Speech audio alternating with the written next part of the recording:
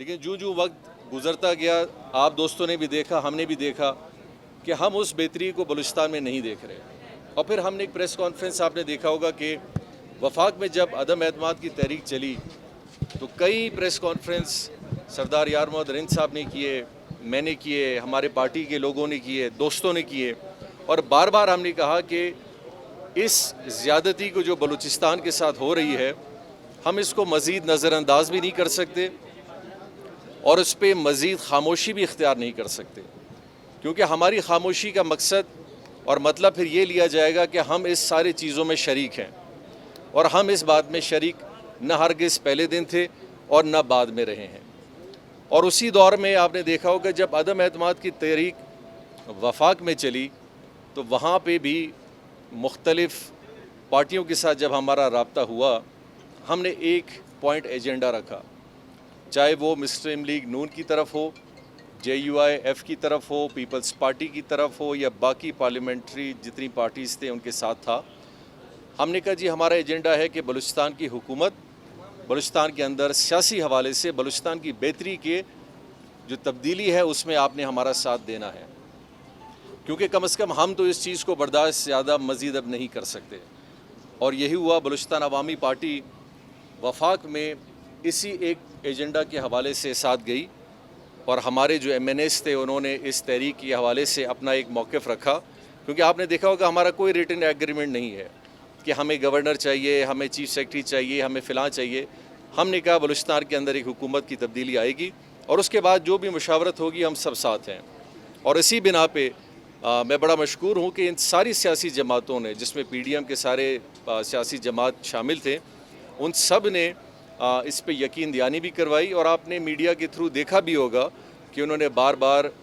Directly اور indirectly اس حوالے کا ایک پورا کھلا میسج بھی دیا. تو ہم سارے دوست تھے،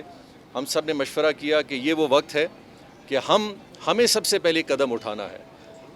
ہم ہرگز یہ نہیں کہہ رہے کہ اپوزیشن کی جماعتیں جو ہیں اس پہ دستخط ہمارے ساتھ ہیں. اس ساری دستخط جو ہمارے 14 آج موجود ہیں، یہ ہمارا وہ ہم خیال گروپ ہے جو پہلے دن سے ایک ساتھ تھا. آج ہم نے وہ پہلا قدم لیا ہے، اور انشاءاللہ ہم اسی امید پہ ہیں کہ جو وعدہ ہم سے اس پلیٹ فارم پہ کیا گیا انشاءاللہ اس میں اس تحریک میں وہ دوست بھی آئیں گے، اور پھر مشترکہ طور پہ جو بھی ایک فیصلہ ہوگا، چاہے اس میں وزیر اعلیٰ کا فیصلہ ہو، حکومت کا ہو، اس کے طریقہ کار کا ہو، پھر یہ ساری جماعتیں انشاءاللہ مشترکہ طور پہ لیں گی اور آگے انشاءاللہ بڑھیں گے. کہ جب بلوچستان عوامی پارٹی اور ساتھ ساتھ سردار رند صاحب اور باقی دوست، ہم جب اس تحریک کے حوالے سے